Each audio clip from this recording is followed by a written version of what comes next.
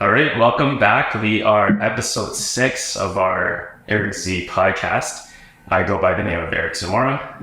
Tell you a little bit about myself first. I am a realtor with Rennie and Associates Realty. So we are divided into our urban services side, and we also have our project side, which is for new developments. So if you ever want to check out new developments that Rennie's currently managing, head over to rennie.com.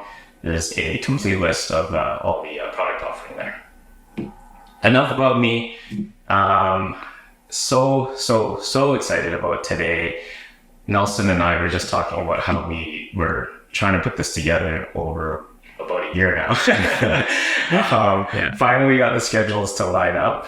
I know you're insanely busy, so we're so grateful to have you here to join us. So without further ado, welcome, Nelson Soh. Awesome. Thank you. It's a pleasure to be here. I'm grateful to be here. And Eric Z is a new one. I'm gonna keep that one. Awesome. So if you know Nelson, he's got a lot going on. He probably came here fresh after a workout, maybe a run this morning, maybe shooting content. Nelson really does it all, and that's why I'm so excited to talk to him today about what he's up to. But before we dive into all that, we always like to get to know who you were growing up. What were you doing before everything, all the new accomplishments that you're doing today? Yeah, awesome. So I grew up in Burnaby, so Vancouver, BC, for one of the suburbs here, and went to high school here, university here, basically Vancouver's home, and started my career at UBC as an accountant. So I studied accounting, business, and then eventually moved into getting my accounting designation, which is a CPA. Previously, it was called the CA, like the Chartered Accountant designation. So I was doing like auditing and public practice. To be honest, didn't like my life there. Hated the work. It's not for me. It's for other people. But decided that I wanted to go into industry and learn about entrepreneurship, and then become an entrepreneur. And here we are today. Wow. So how long ago did you make that transition? It was probably about almost 10 years now. 10 years ago. Yeah. Okay. Yeah, awesome. So, basically the niche and the industry that you're in now is financial literacy. That's correct. So, that topic may not, be easily defined. And I think it's such interesting work that you do. When I go back to when we were growing up, it seemed that like in our schools, and I can think back to like high school, for example, there wasn't really a structured course surrounding money and finances. I think there was even an elective that you could choose, but you didn't have to take it. It was up to you if you wanted to take it. So I would say most weren't so motivated to take it. And I think back that if it was maybe a required part of the curriculum, that it probably would be more effective. So I wanted to see if you agreed with that, and also, would you say that was part of your driving force to doing what you're doing now regarding financial literacy? For sure. I won't talk about the school system because I don't want to rub anyone the wrong way, but I will say that it should be more focused around applying the concepts that they teach into real life. Okay. So let's use an example. Like in math class, I remember learning about compound interest, like the idea of compound interest, the principle. Like you take one, you compound it, it turns into two turns into four, you just keep doubling it, right? And that was the idea of compound interest from a math perspective. But we were never really taught compound interest from, let's say, an investing perspective. Like if you have an investment that pays dividends and then you compound those dividends back in, like what happens to the growth over time? We're not really taught how to apply that. And then the next step on that is, how do I invest? So if I'm 16 years old sitting in, grade 11, math class or financial planning class, I don't come out of that understanding how I can take my money and actually actively invest it. Like I understand the concept. I understand that compound interest makes things grow faster, but I don't know how. And I think that's the gap. And that's the gap that I'm trying to fill, not only with our current generation, so like around our age, but because I feel like there's a huge gap around our generation as well of like that missing information, but also the next generation. Like I want to help people at a younger age understand the how versus the what. Okay. So how would you explain your specific role in terms of what you're doing right now? Is it sort of more from a consultant sort of aspect, how would you explain your services? Yeah. So my business is two sides right now. So I have a consulting business where we do like fractional chief finance officer work, marketing work, strategic development. So that's more on like the business side because I am a CPA, practicing CPA. I have a team with me. But on the other side, the financial literacy side, I teach through social media. So I'm on TikTok, Instagram, LinkedIn, where I try to share that message and build awareness around it. But I also do talks and I write books around the topic of financial literacy and helping people be aware and then learn how to build wealth. Oh, wow. Okay. So Yeah. Now do you work one-on-one with individuals, or is it sort of like you would do it with groups? Like how do you sort of deliver like those services? Yeah, it's a mixed bag. So like if somebody comes to me and says, hey, like I need one-on-one like help to get my finances in order, no problem. I'll sit with you and I'll help you figure it out. I've had couples come to me and say, hey, like we don't know how to talk about money together because we always just get into arguments about it, or we're just not aligned. Like, can you help us find alignment? And I'll sit down with couples and families and help them figure that out. But on a bigger scale, I like to talk in front of like schools, groups. I've spoken at conferences. I've done the TEDx talk, and the goal is to reach the masses. Like I want everyone to understand money and how it works so that they can create financial freedom or financial independence for themselves. Okay. So schools, you're visiting like colleges, high schools? Yep. So right now it's universities, colleges. We're trying to get into high schools. Yeah. I'm working with organizations like CPA BC, which is like our CPA Institute, and CPA Canada to try to implement like a financial literacy, some sort of system or trainings. They currently have a volunteer program that has over, I think it's like 7,000 volunteers across the nation.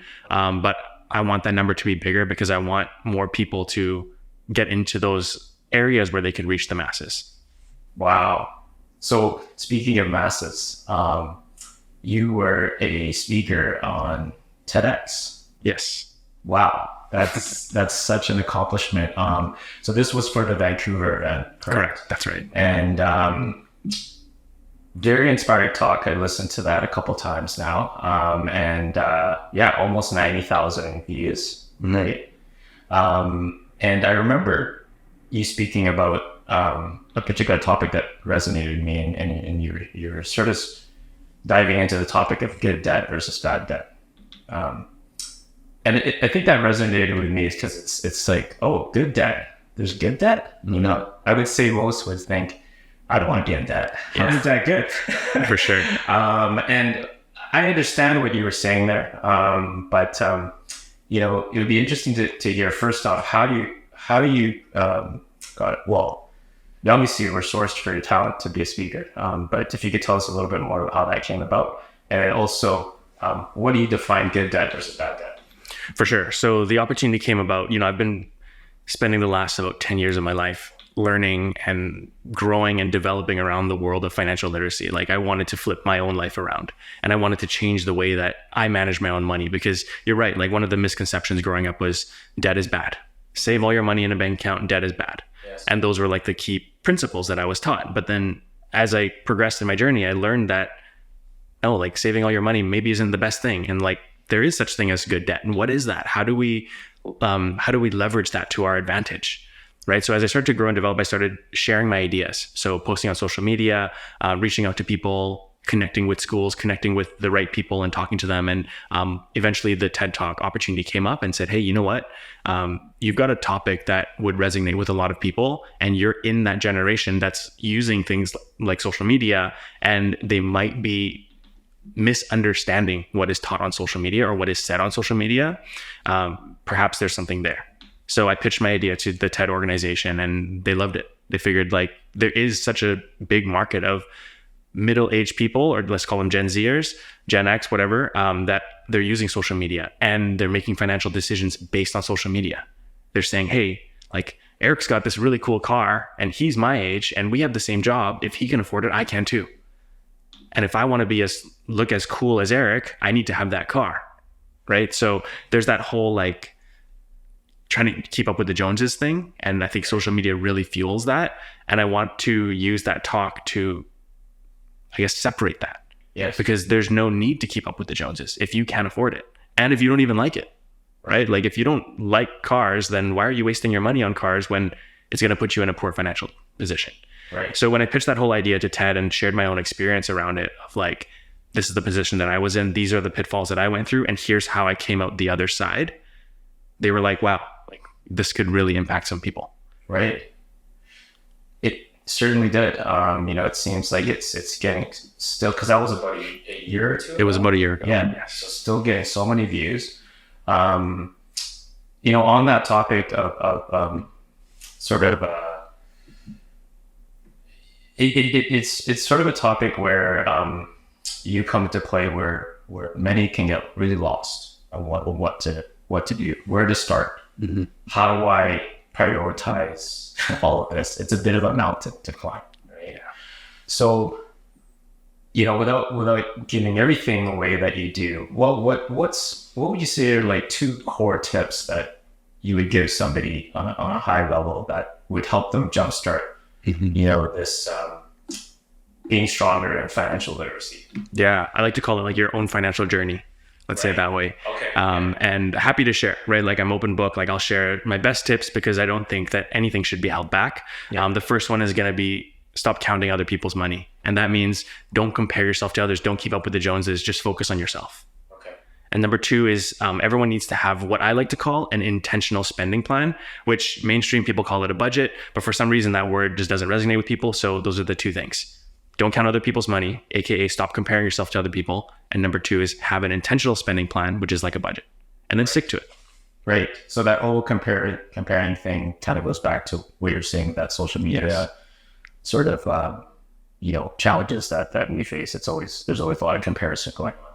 Yes. It's not only the comparison of like, hey, my friend has this and I need to have that to keep up with them, but it's also the idea of, hey, if I buy, let's go back to the car example. If I buy this luxury car, which is something that I did, all these other people are going to think that I'm well off and that I'm cool and that I'm crushing it. But that's what they see. And quite frankly, they don't even care. Right.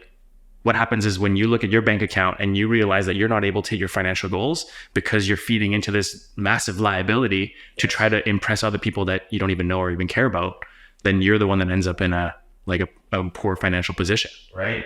And that's what happened to me. Yes. Right after a while, I was like, man, like I feel like I'm like so cool. Like I got this awesome car.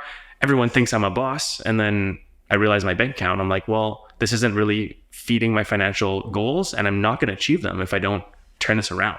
Yeah. Yeah. It's almost like we all kind of go through that. Like it's part of those growing. Like the mindset sort of tends to start off that way, where you feel like this is what I have to do. And then you realize that, you know what, it may not be as important as I thought it was. It's more important of what, makes me happy and not caring about, what everyone's thinking. Right? Yeah. With that intentional spending plan, Yes. How would you explain that in terms of the concept?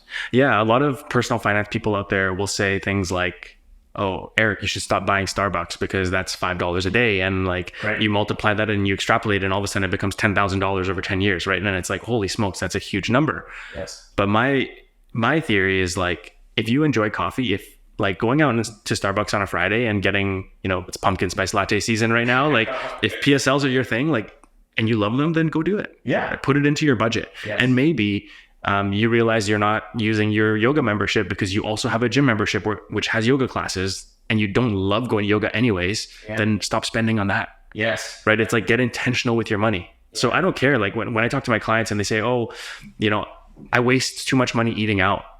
And I'm like, hey, well, what's your hobby? Like, what do you like doing? Well, I'm a foodie. Well, why would you starve yourself from that? Yeah. Right. It's like, for me, like I love cars. I love working out. I love, doing all these things. It's like, why would you not spend on the things that you love? Yes. And restrict yourself. Yeah. So my whole idea is like, get intentional with your money. And once you get intentional with it, you'll realize that your life is changing because you're starting to enjoy things more. Yes. You're not feeling that your budget is constraining you and holding you back, but more so it's enabling you. So when you go to Starbucks and get that PSL, you're like, hey, you know what? This is part of my spending plan. On Fridays, I'm going to go get a PSL. Yes. Awesome. Go do it. Yes. Yeah, you're right. It's okay to revisit your daily sort of routine and make adjustments, right? But sometimes we can often get so caught up, right? We're so busy, and it's like, yeah, maybe I don't have to spend that on that, and then I could spend it on this that I really like, and it kind of contributes to that whole sort of personal happiness, personal enjoyment that we all should, really strive for, and really be cognizant of how we're going to attain that, right? And Totally. that seems like that intentional spending schedule helps towards that, because it has a plan, and you're sort of like almost putting it into I guess blocks, right? Yeah. Like Exactly. Like buckets, and then you know where your money's going. What's that famous quote? It's like, failing to plan is planning to fail. That's why I call it an intentional spending plan, because you're planning where your money's going before it even comes. Right. Yeah. Wow. Love that.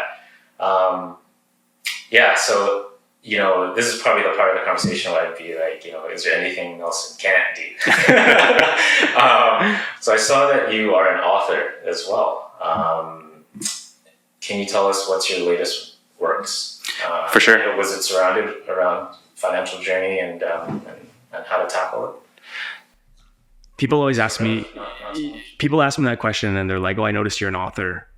How did that come about? And I always tell people, like, I want to preface by saying that whatever you want to do in your life, it's possible.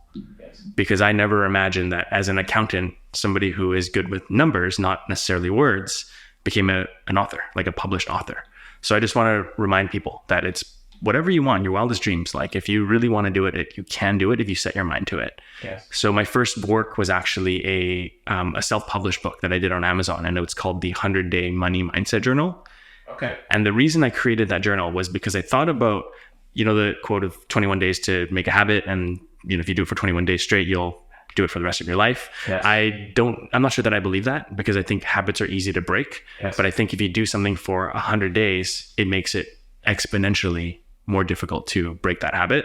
So to learn, I decided to try and make this journal. I call it a journal, and launch it on Amazon. So that was like my first published work. And basically, if somebody takes this journal and they use it for 100 days, it'll teach them money fundamentals. So things like checking your bank account, setting financial goals, tracking your spend, being grateful every day. Yes. Just very simple things, gratitude, 100%. Yes. And if you do that for 100 days straight, like, I promise your mindset around money will change. Yes. So that was my first book, self-published. My second one is professionally published, called Life Literacy, where we talk about, so I co-authored that with two of my business partners, and we talk about personal, professional, and financial literacy. Wow. Incredible. I will have to pick that one up. Is that on Amazon as well? So we're in Amazon, Barnes and Nobles, Indigo, like all the mainstream bookstores, but yeah, Amazon's probably the best place. Wow. So your first works was on Amazon. Is that easy to get launched onto that? That sort of access to doing that? Once you publish it, or you have to go through certain steps to do that? I wouldn't say it's easy, but I also wouldn't say it's hard. Okay. Like, it's doable. You just have to have things in the right format, and uploading like a massive PDF with hundreds of pages can get a little bit convoluted and confusing. But I think if you just follow the systems and the instructions, it's doable. Okay. Yeah. Wow. So lots going on.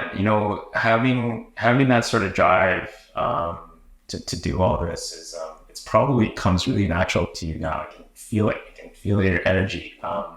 Was it always like that? Would you say that your mindset and drive was sort of instilled into you for as long as you can remember, or was there sort of some pivotal sort of part in your life where that you noticed that kind of flipped and changed?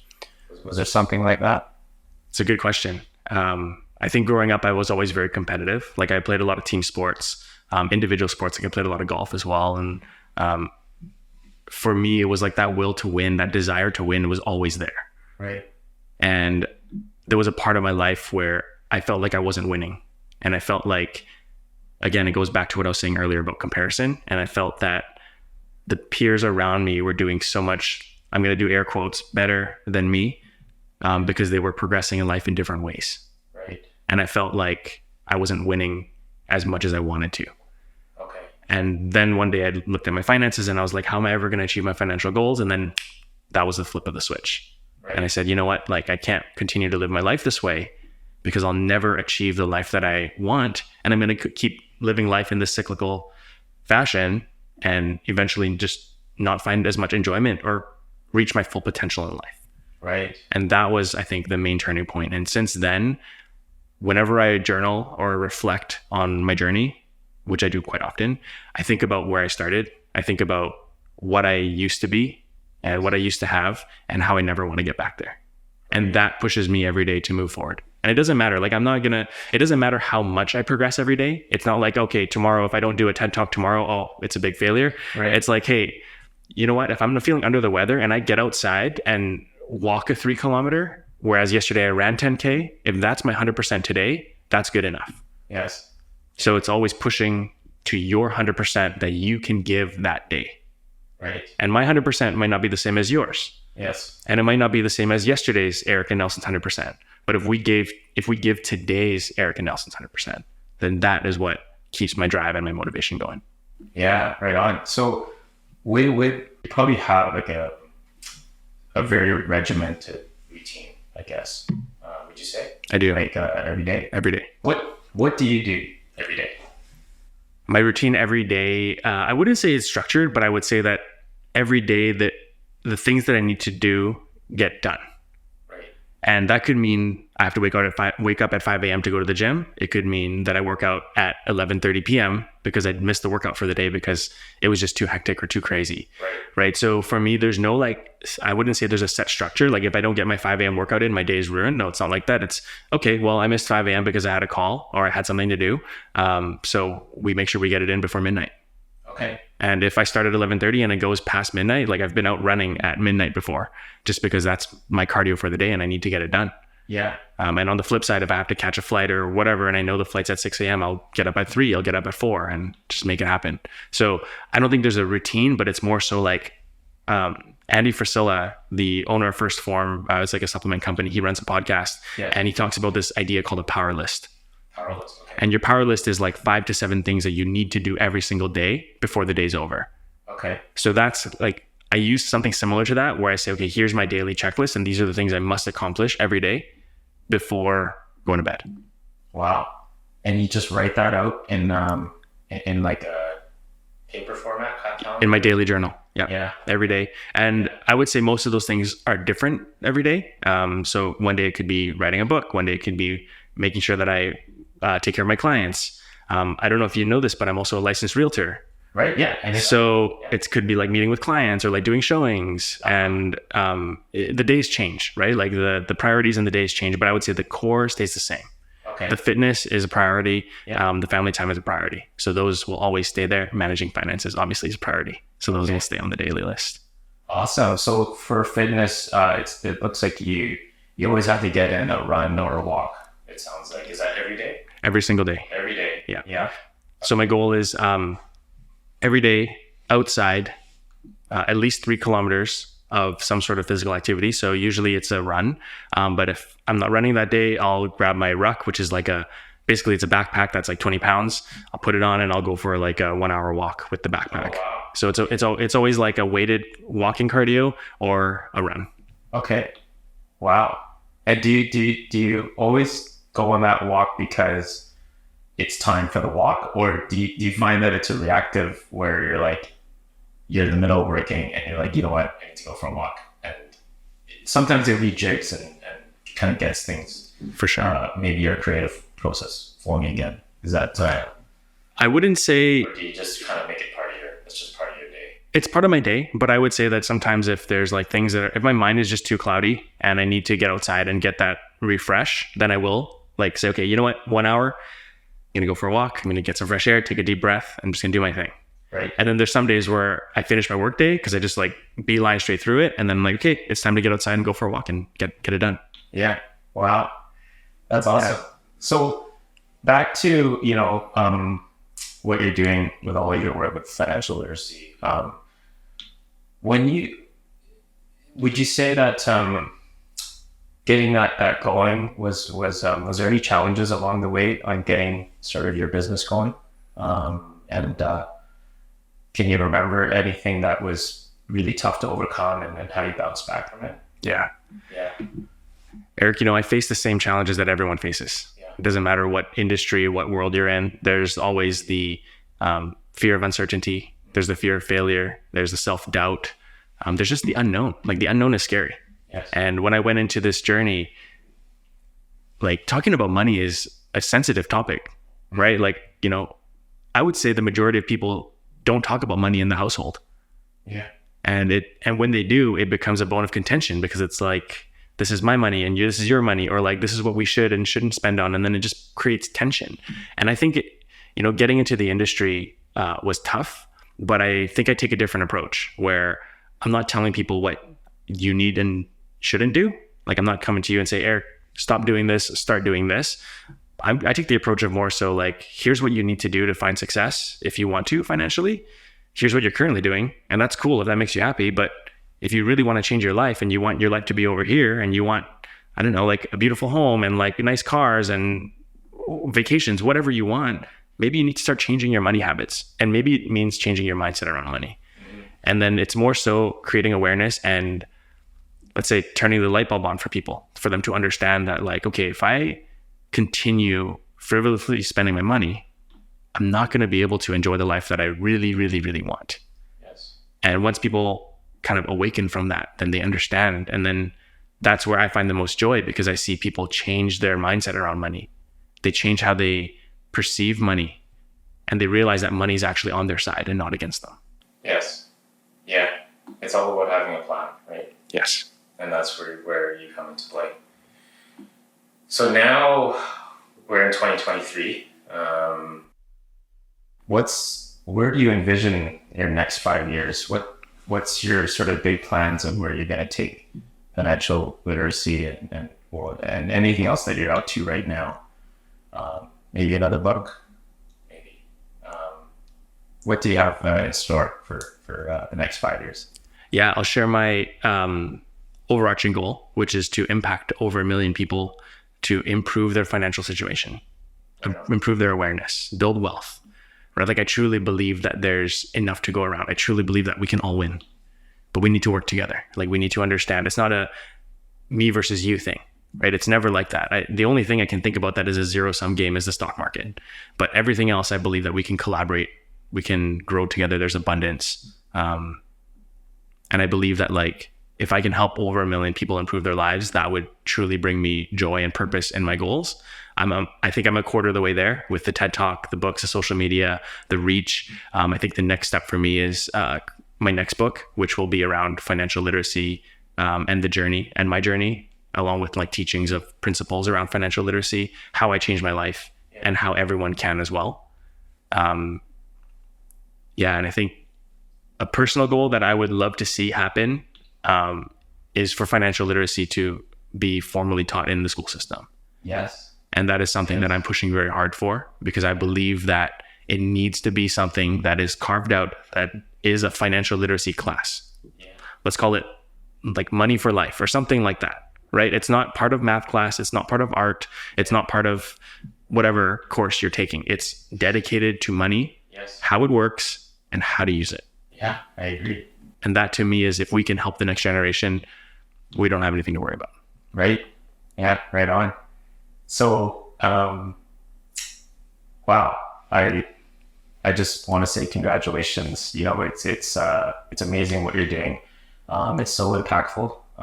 And very, very admirable about all the work that you're doing. How does everybody find you? How can they sort of take their financial journey to the next level? Thank you. With you. Yes, thank you. I'm very accessible on social media. So LinkedIn, Instagram, TikTok. I put out content pretty much every day. So if my DMs are always open. If people want to reach out, ask questions, comment on my videos, share ideas. Like, I'll put it this way, like, I don't know everything, and I will never claim to know everything. I'm always learning myself. So if I post something and you have a different perspective on it, I'd love to hear your perspective on it. Right. Like, share ideas. And like I said earlier, like, let's get better together. So social media is a great way. I've got my life literacy book website and my FSQ consulting business website as well. So many ways to reach me. If you Google my name, you'll probably find me. Awesome. Yeah. Well, that's perfect. You could send Nelson a comment on all his social media channels and get a conversation going with him. He's got a lot of good stuff for you. So Thank you. Thank you for this talk. Awesome. Thanks, Eric. Appreciate you. Appreciate it. Yeah.